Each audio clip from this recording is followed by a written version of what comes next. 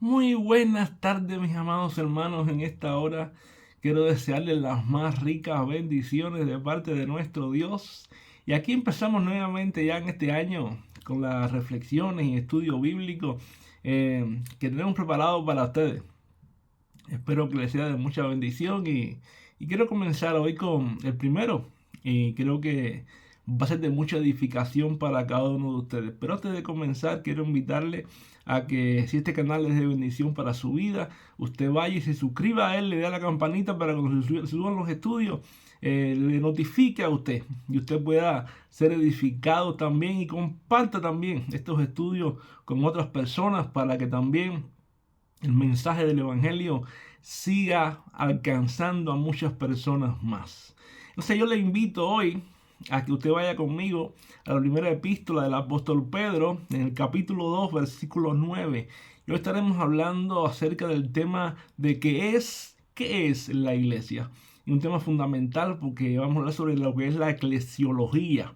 Y creo que es necesario que nosotros como cristianos entendamos la necesidad de conocer ¿quiénes somos nosotros? ¿Quiénes somos nosotros? ¿Y qué cosa es la iglesia en este tiempo? De hecho, lo primero que tenemos que saber es que nosotros como iglesia somos el pueblo redimido de Dios. Y si vamos ahí, vemos que el apóstol Pedro dice en las palabras del Señor, mas vosotros sois ¿qué? Dice, linaje escogido, real sacerdocio, dice, nación santa, pueblo adquirido por Dios. ¿Para qué? Dice el apóstol Pedro inspirado. Dice, para que anunciéis las virtudes de aquel que os llamó de las tinieblas a su luz admirable. Ahora, a modo de introducción, tenemos que entender la palabra griega usada para iglesia es la palabra eclesía, que traducida es la palabra iglesia y originalmente se describía como una asamblea de ciudadanos convocados afuera. Y después en el Nuevo Testamento se refiere al conjunto de creyentes llamados por Dios fuera del pecado, fuera del mundo. Y eso es lo que tú y yo somos. Tú y yo somos este conjunto de creyentes que Dios ha llamado, que Dios ha elegido y nos ha llamado a salir fuera de ese pecado, fuera de este mundo, lleno de iniquidad, lleno de maldad, para que tú y yo seamos su pueblo. Ahora, y eso lo vemos ahí en ese texto inicial que leímos en primera de Pedro 2:9, dice, mas vosotros qué somos, dice, ¿qué somos nosotros? Dice, linaje escogido, real sacerdocio, nación santa, dice, pueblo adquirido por Dios. ¿Te das cuenta que somos? Somos pueblo adquirido por Dios. Es decir, hermano, que la iglesia no simplemente no es una institución mística, no es una idea religiosa de alguien que se le ocurrió en un momento determinado, sino la iglesia es un cuerpo visible.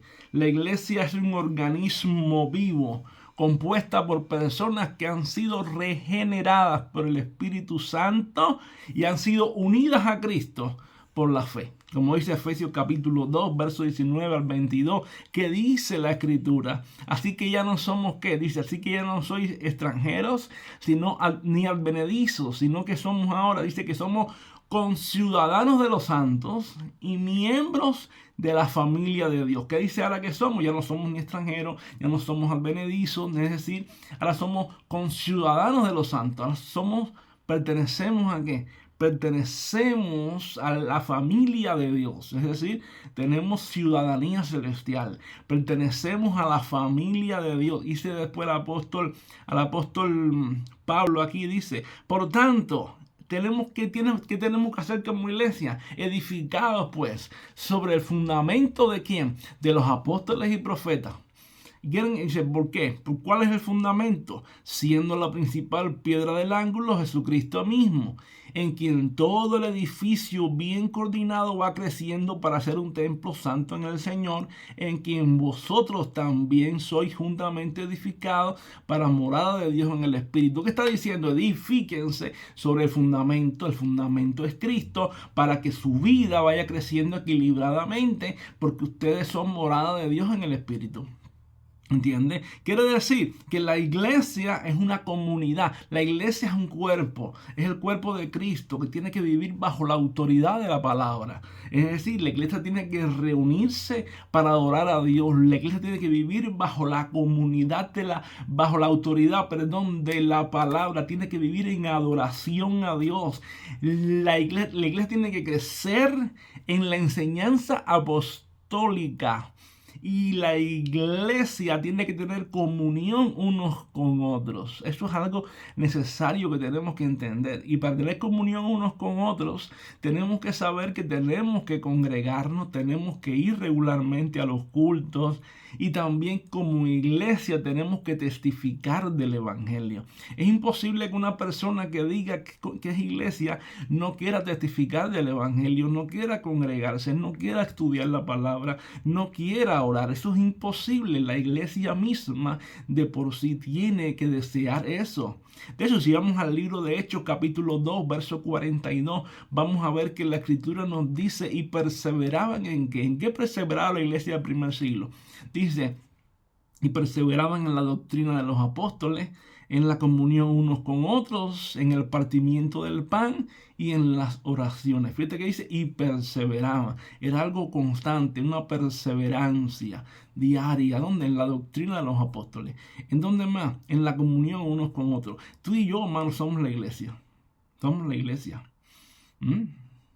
Tenemos que perseverar en la doctrina, tenemos que perseverar en la comunión unos con otros, tenemos que perseverar, ¿sabes qué? En el partimiento del pan, tenemos que perseverar, ¿saben qué? Tenemos que perseverar en la oración también, en la oración también. ¿Por qué razón? Porque como dije anteriormente, la iglesia, hermano, es un organismo vivo. La iglesia no es una estructura meramente externa. La iglesia está unida por el Espíritu y el amor de Cristo. Es decir, nosotros estamos unidos por el Espíritu. Por eso Pablo nos enseña en el libro de Efesios, nos dice que tenemos que procurar la unidad del Espíritu, en el vínculo de la paz. Es decir, procurar la unidad del Espíritu. ¿Y quién es la cabeza de la iglesia? Cristo es la cabeza de la iglesia. Colosenses 1:18 dice: y Él es la cabeza del cuerpo, que es la iglesia. ¿La cabeza del cuerpo quién es? Cristo es la cabeza de la iglesia. Nosotros somos su cuerpo, dice: el que es el principio, el primogénito entre los muertos, para que en todo Él tenga la preeminencia. Es decir, nosotros, hermanos, como el cuerpo de Cristo, tenemos que estar sujetos aquí a la cabeza. Cristo es la cabeza, Cristo es quien gobierna, Cristo es quien dirige.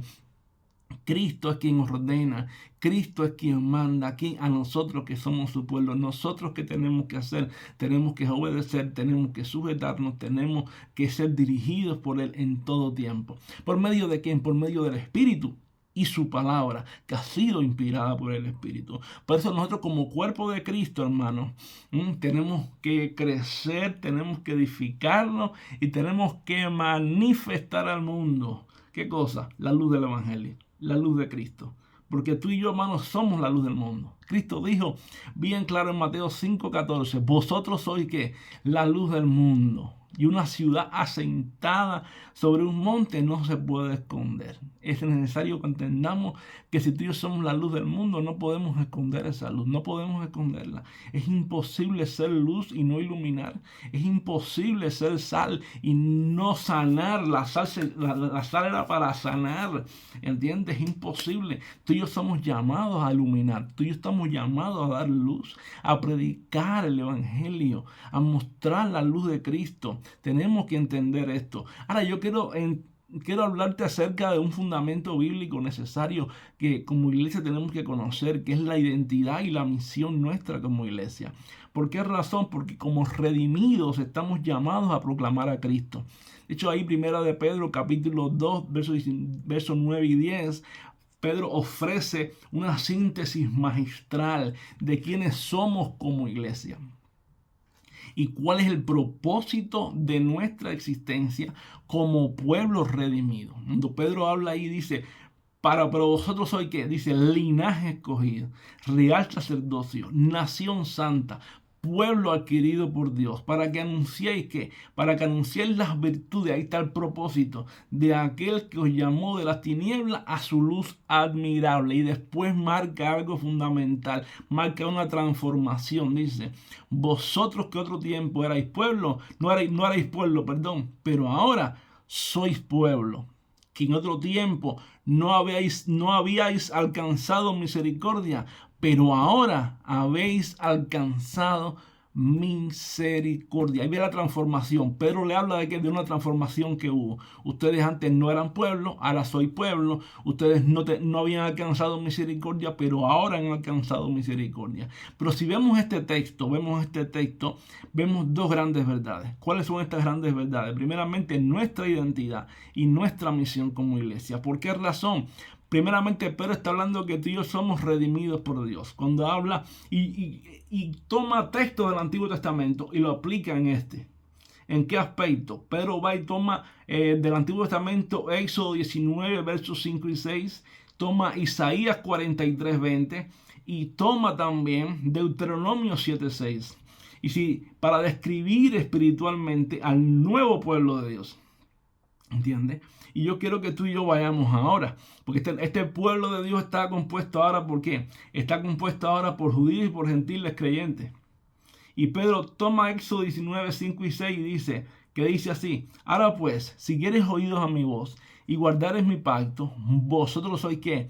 Mi especial tesoro sobre todos los pueblos, porque mía es toda la tierra, y vosotros me seréis un reino de ¿qué? De sacerdote y gente santa. Estas son las palabras que diréis a los hijos de Israel. ¿Qué está haciendo Pedro arriba? Está diciendo, ustedes sois linaje escogido, real sacerdocio, nación santa. ¿Te das cuenta? Pedro toma de este texto y lo aplica ahí en su epístola. Después va a Isaías 43, 20 y 21 y le toma también de aquí, dice, las fieras del campo me honrarán, los chacales y los pollos del avestruz, porque daré aguas en el desierto, ríos en la soledad, para que beba mi pueblo. ¿Quién? Mi escogido. Este pueblo creado para mí, y mi alabanza publicará. ¿Qué está diciendo? Ustedes sois linaje escogido. Ahora después dice, ¿para qué? Para que anunciéis las virtudes de aquel que os llamó de las tinieblas a su luz admirable. ¿Te das cuenta? Pedro toma de Isaías 43, del 20 al 21 y lo aplica también ahí.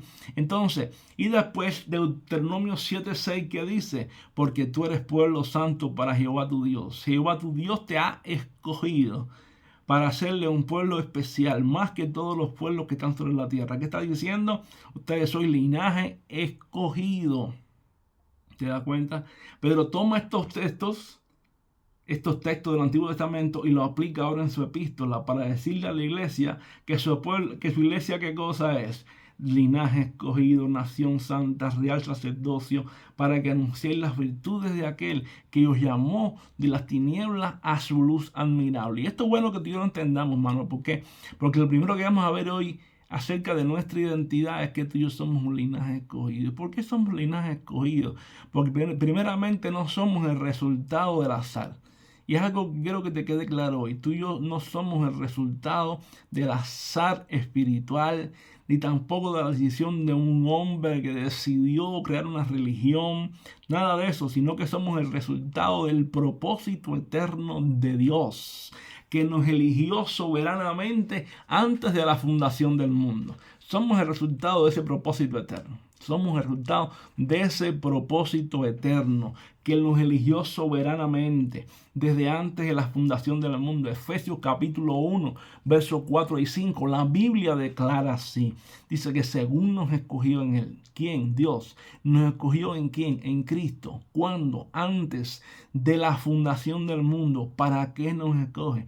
Para que fuésemos santos y sin mancha delante de Él. Quiere decir que Dios nos escogió en Cristo, para que fuésemos santos y sin mancha. ¿Cómo nos escogió? Dice, nos escogió en amor, habiéndonos predestinado para ser ¿qué? Para ser adoptados hijos suyos por medio de Jesucristo. ¿Según qué? Según el puro afecto, según su propio deseo, según su voluntad. El propio afecto, su puro afecto, el puro afecto de su voluntad. En otras palabras, según el propósito eterno de Dios, que nos escogió desde la eternidad, conforme a su propósito eterno, nos escogió en Cristo y nos escogió en amor, nos predestinó para ser adoptados como su pueblo por su propia voluntad. Hermano, tú y yo no somos iglesia porque fue el invento de un hombre. Tú y yo somos la iglesia porque fue el propósito eterno de Dios que nos escogió en la eternidad. Esa es la verdad.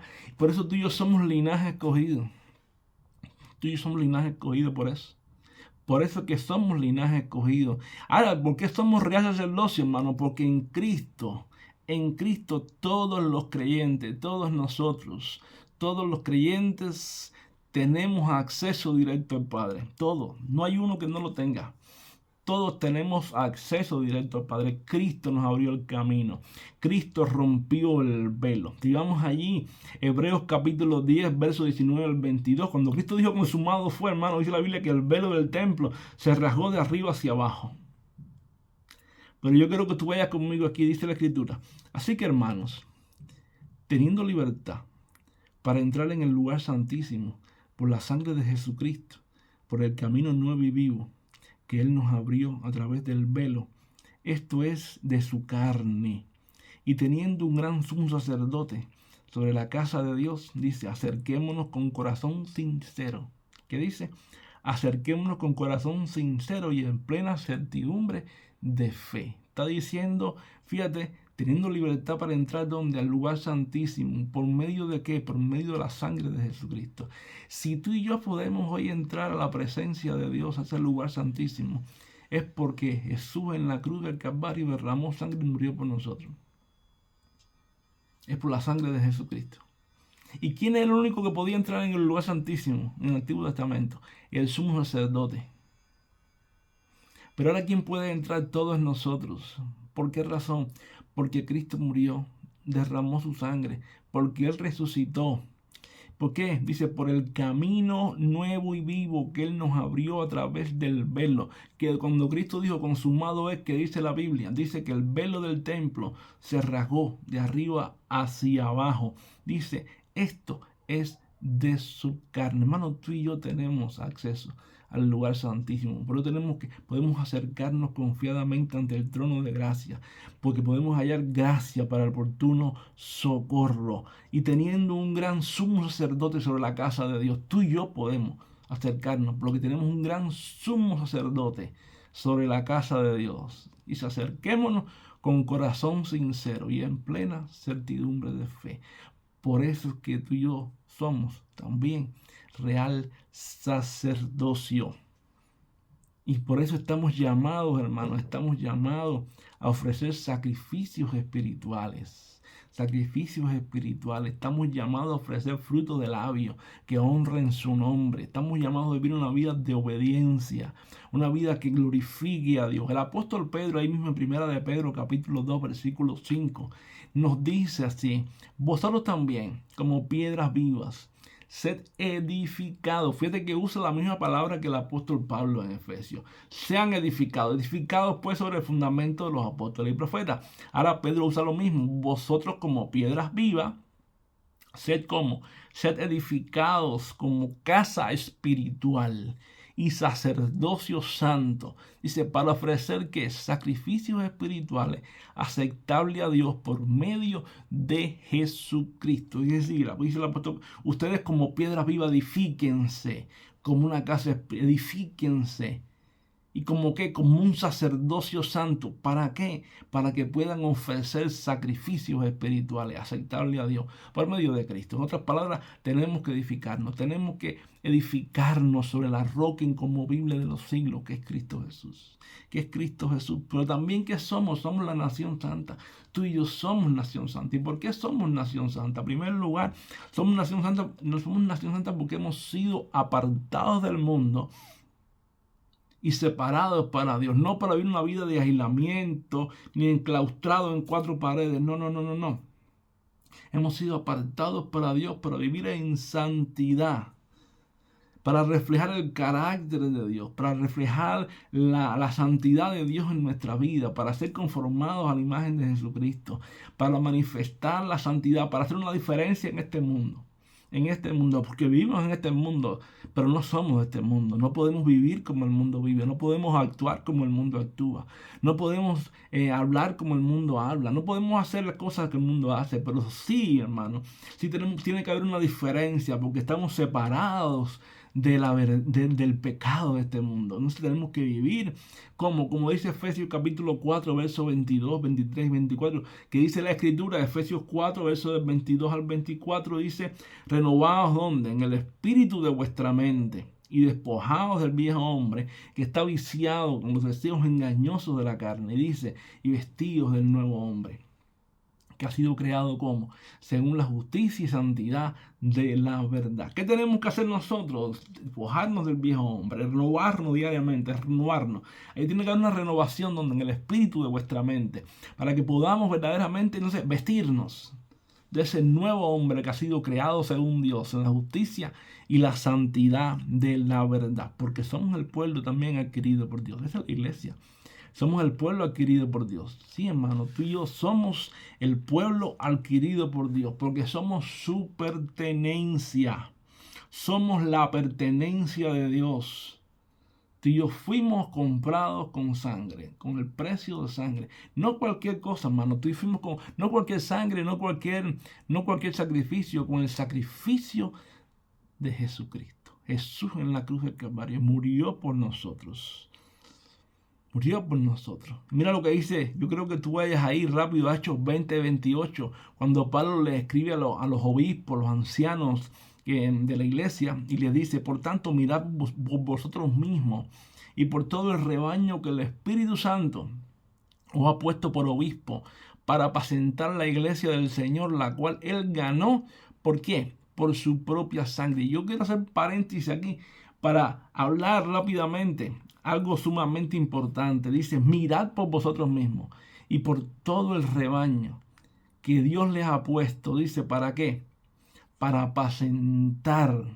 Dice: velen, miren, observen, porque Dios les ha puesto a ustedes para apacentar este rebaño, porque Él lo compró con su propia sangre. Es decir, ¿quién los ha puesto a ustedes? Dice: el Espíritu Santo los ha puesto para apacentar este rebaño. Entonces, hermanos, hay una responsabilidad. Hay una responsabilidad la cual tenemos que tener siempre en cuenta. Pero aparte, la Biblia también dice que hemos sido comprados con precio. Dice la Biblia: o no sabéis que vosotros, dice, o no sabéis que vuestro cuerpo es templo del Espíritu Santo.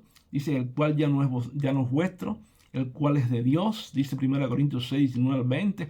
Dice: y el cual ya ustedes habéis sido comprados, dice la Escritura, habéis sido comprados con precio. Dice: por tanto, glorificar a Dios en vuestro cuerpo y en vuestro espíritu. En otras palabras, hermano, tenemos que saber esto. Tú y yo hemos sido comprados con precio de sangre. Y después el apóstol Pedro, después que habla todo esto y deja bien claro, habla algo sumamente importante. Dice el propósito del por qué tú y yo somos todo esto. Dice: para que anunciemos las virtudes de aquel que nos llamó de las tinieblas a su luz admirable. Hasta aquí hoy, hermanos. Mañana vamos a seguir con más, para que sea de más edificación. Un fuerte abrazo, muchas bendiciones y adelante en Jesucristo. Mañana volvemos con más. Bendiciones miles para todos. Espero que les haya bendecido. Y si le ha bendecido, compártalo con otros. Dele like. Y recuerde esto: a Dios sea la gloria. Bendiciones.